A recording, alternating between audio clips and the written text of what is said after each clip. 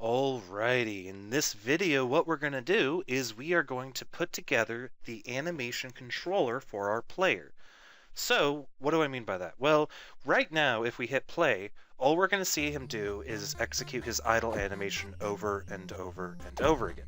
He's not going to start walking, he's not going to start flailing, and he's definitely not going to start exploding like a frog. So, what we need to do is we need to jump into our animator. Now our animator window, like what we saw before, allows us to create transitions between each one of our states. Now remember, when we click on the animator, we'll want to make sure that we have our player selected. So we'll click on our player to make sure that what we're looking at is the animation controller for our player. Alrighty, so what I'm going to do is we are going to orient these around just a little bit. So we're going to have player idle, player walk, and we're going to have player death. However, player fire is not going to be on this layer, so I'm going to delete this. We'll talk about layers here in a moment. So we need to come up with a way to transition between these four states. What I need to do is I need to create a variety of parameters. So I'm going to click this plus button. The first parameter I'm going to create is a float, and it's going to be called speed. This is going to be the normalized speed, which is going to be a value between 0 and 1 indicating if he is idle or if he is walking at his maximum speed. The next parameter I need is a boolean called isDead, and the isDead boolean will indicate, well, if he's dead. And that'll be used to transition to and from player death.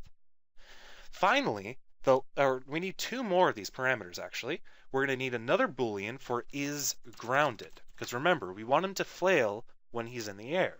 So we're going to use the isGrounded boolean to make transitions between flailing and walking, or specifically flailing and idling. Finally, we're going to create one last parameter, which is going to be a trigger called fire, and that's going to be executed when he shoots. Okay, so let's make our transitions. I'm going to right-click player idle, which is our default transition. If it's not your default transition, be sure to right-click and set as default. Then I'm going to make a transition between idle and walk. Then I'm going to click on this transition, and I'm going to open up its conditions, and I'm going to select exit time.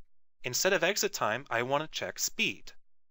So I want to say if speed is greater than let's say 0.01, then we want to transition from idle to walk. Next up, we want to make a converse transition. So I want to click on player walk, right click, make transition, and transition back to idle. Then click this little arrow, and what we're going to do is we're going to say if speed, so we're going to select speed, is less than 0.01, transition from player walk back to player idle. Okay, so let's see what happens when we hit play now. Or wait a sec, we won't be able to see anything because we haven't actually set the speed parameter yet. So we're not going to worry about that right now. We're going to set all our parameters at the end of the video so that we can keep as much time as we have inside of the animator window, so we make sure that our transitions are appropriate. So next up, let's talk about our jump. Our jump is going to happen when isGrounded turns false. When isGrounded turns false, we want him to flail. So I need to make a transition from both player idle and player walk into the player jump. To do that, I'm going to right-click player idle, say make transition, and then click on player jump. Then I'm going to click on this transition arrow and say isGrounded equals false. So if he's on the ground idling and all of a sudden he becomes in the air, he will start flailing. Like you would too if you were all of a sudden in the air after being on the ground. Then we're going to go from player walk to player jump by right-clicking player walk, clicking make transition, and clicking back over to player jump. Then I'm going to click on this transition arrow, say isGrounded, and select false. Now remember, only one state can really be active at a single time in the animator. So once we get to player jump, we so far don't have any transitions from player jump back to either player walk or player idle. I'm going to kind of cheat and make only one transition from player jump back to player idle by right-clicking player jump, clicking make transition, and clicking back on player idle. Then this condition, which I'm going to select this arrow, is going to be isGrounded is true.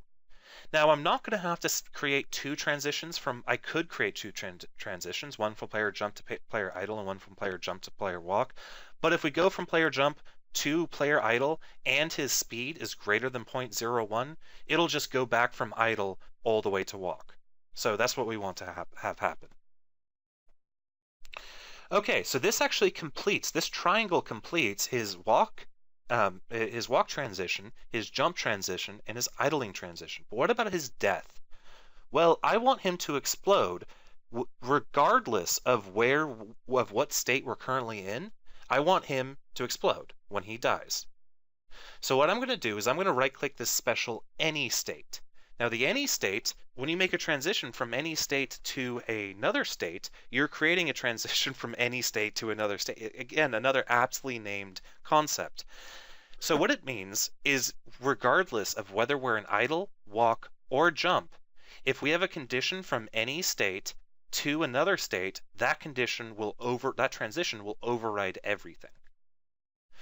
So what I want to do is right-click any state, hit Make Transition, and select over to player death.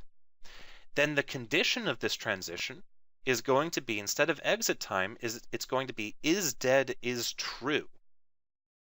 So that's this condition. Now once we're locked in the player death, how do we get out of death? Well, a way to get out of death is to create a transition from death to player idle. Click on this transition and select is dead is false. So now, when we're in death, we go back to idle when the isDead parameter becomes false. So that's exactly what we want.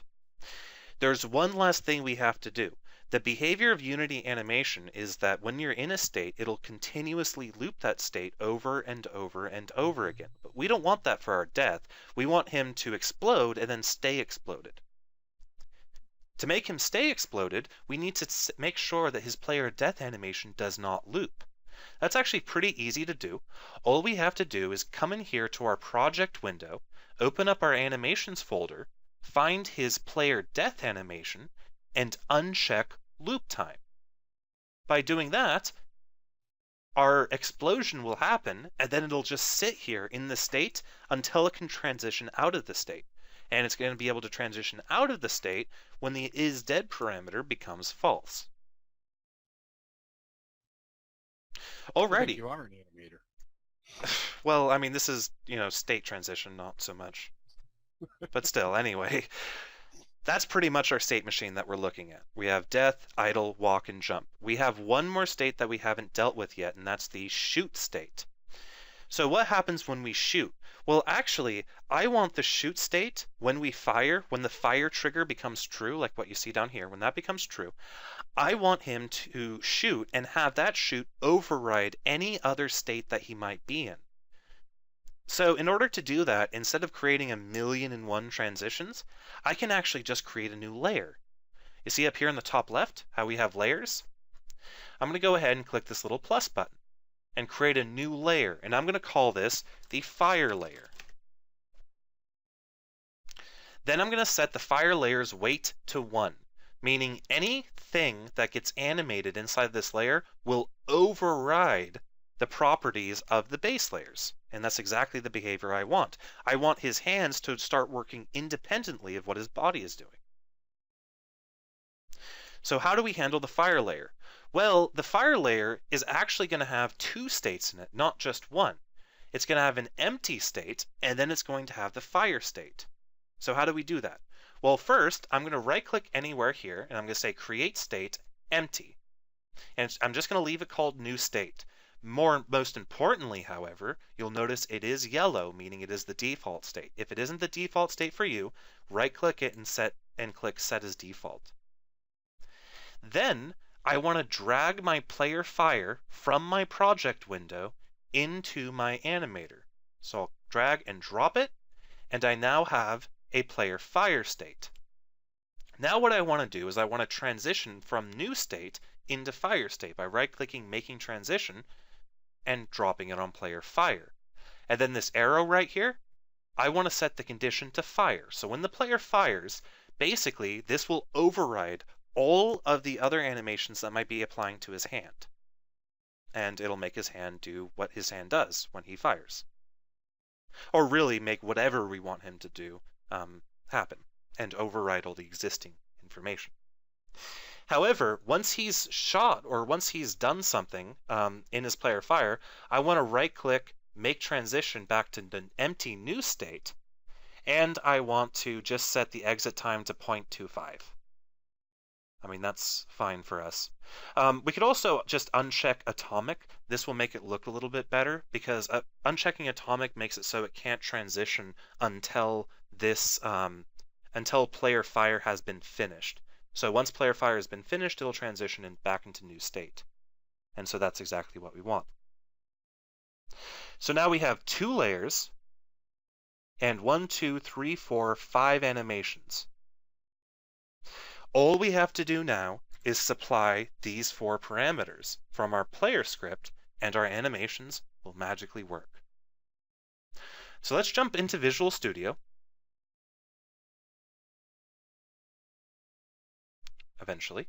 Let's jump into Visual Studio, and let's jump all the way down to our player file.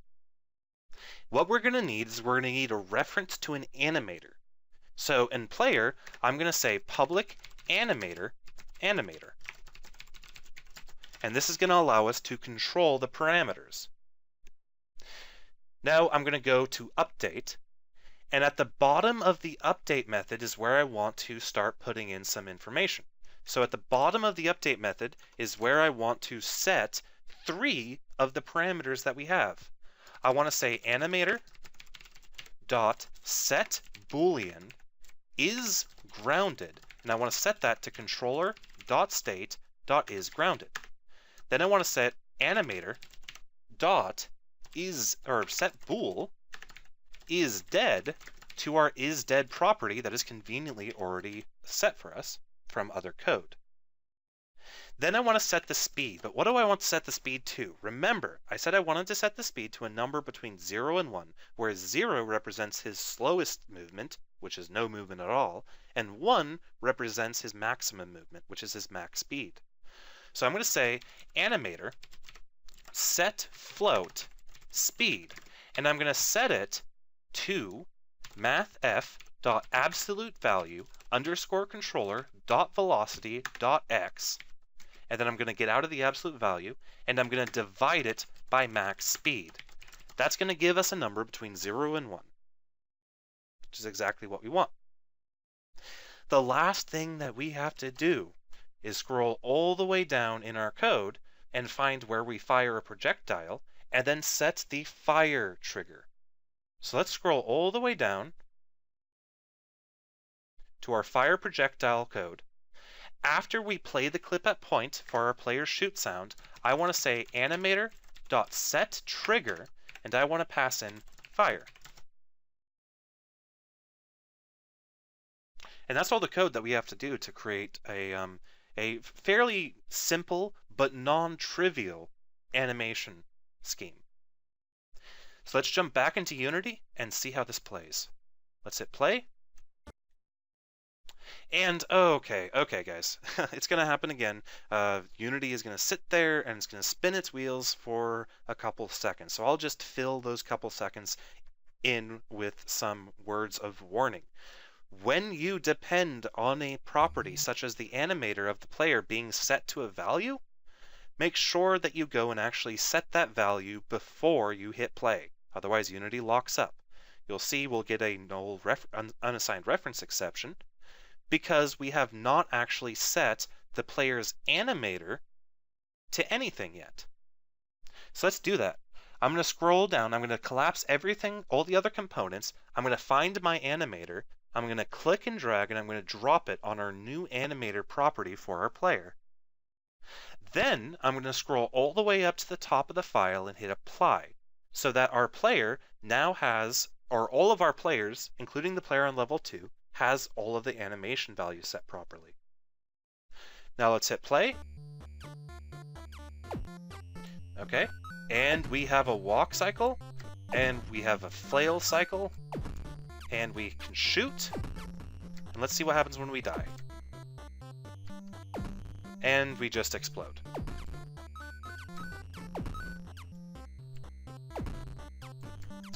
Okay, so stuff is looking pretty good here, but it will look a little bit off for you guys, and that is because our walk cycle actually doesn't match up with how fast our player is going.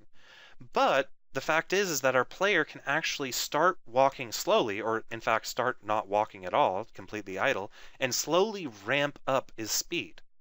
So what I want to do is I want to blend between two animations, one where he's walking and one where he's running.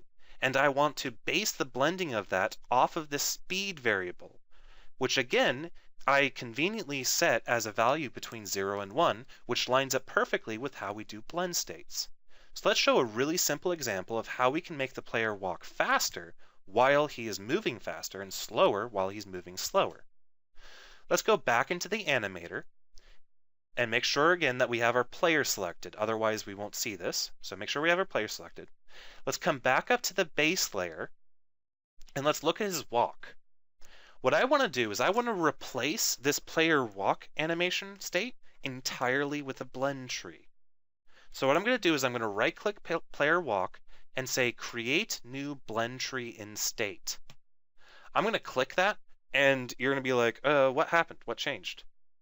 Well, what changed was that now on the top right of our inspector, it says motion equals blend tree, and it no longer says motion equals walk. So how do we edit the blend tree that we just created? Well, it's actually kind of unintuitive, and it took me a little while to figure it out on my own when I was learning this stuff. But what you do is you simply double click on your player walk, and now you'll get the blend tree editor. Now, right now, the blend tree is empty. That's because we're not blending in any animations yet. So let's fix that. I want to go ahead and hit this plus right here under motions and say add motion field. Then I want to find my player walk in my project window and I want to click and drag it all the way up here to where it says none. And now suddenly we now have a player walk that's connected to our blend tree. Let's go ahead and add another motion field. So I'm going to click this plus again, say add motion field, and scroll all the way down to player walk. Again, the same animation, and then drag it all the way up to the top and drop it right there. All right, we now have a blend tree. But how does the blend tree work? Well, the blend tree is going to blend between one or multiple, even if you wanted to, but in this case, one of two animations. We can see the way that it blends up here in this diagram, which looks like it's just a linear interpolation between the two, which is exactly what we want. Now, what value does it choose to blend based off of? Well, you can see right there, based off the speed. It chose the speed because the speed was the only float parameter it could find. If you have multiple float parameters, you would have to come up here to the parameter dropdown and select a different one. But in this case, since speed was the only one it could find, that's the one that it chose for us.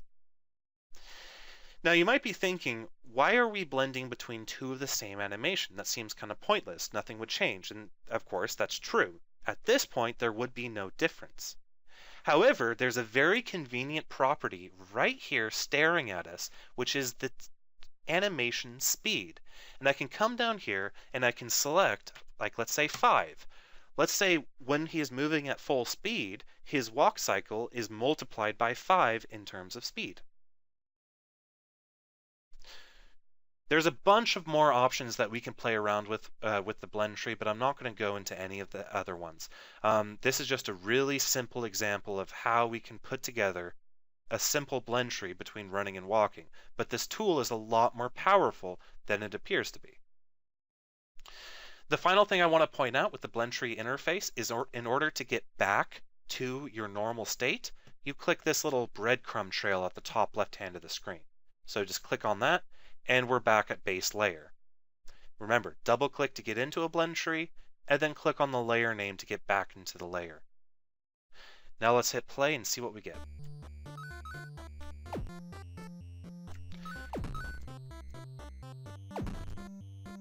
Alright. Now the walk cycle definitely looks a whole lot better. It looks like he's actually walking in order to move from one point to another. And of course I just exploded like a frog because I ran into that buzzsaw.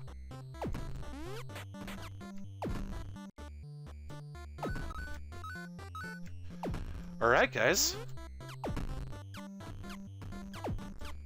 We now have the ability for the player to sit there. He kind of looks like he's dancing back and forth to the music. He now walks, and the speed of his walk is determined by his actual velocity, which is really cool. And also, he shoots little microphones by moving his hands a little bit up and down. So yeah. I think the last thing I want to do is I want to jump into our second level. Just double click on level 2, make sure to save all my changes, and make sure that our animation has been applied to our second level. Which, indeed it has.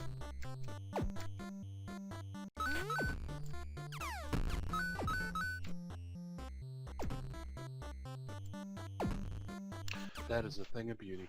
Alrighty. Well, that is animations in a nutshell. There's a whole lot more to say about animations, but I think that we captured pretty much the most basic elements of animations to get people started on making their own.